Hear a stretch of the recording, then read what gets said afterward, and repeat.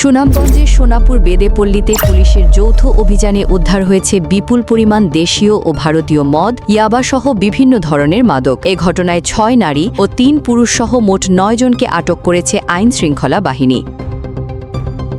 সুনামগঞ্জ সদর উপজেলার গৌরারং ইউনিয়নের সোনাপুর গ্রামে বৃহস্পতিবার গভীর রাতে গোপন সংবাদের ভিত্তিতে অভিযান চালায় সদর মডেল থানা পুলিশ ও জেলা গোয়েন্দা শাখার ডিবির সদস্যরা। অভিযানে নেতৃত্ব দেন সদর মডেল থানার অফিসার ইনচার্জ রতন শেখ। একটা বড় অপারেশন করছে আজকে আমাদের জেলা ডিবি পুলিশ এবং আমাদের থানা পুলিশ এবং মহিলা পুলিশ সদস্য নিয়ে আমরা একটা বড় অভিযান করছি।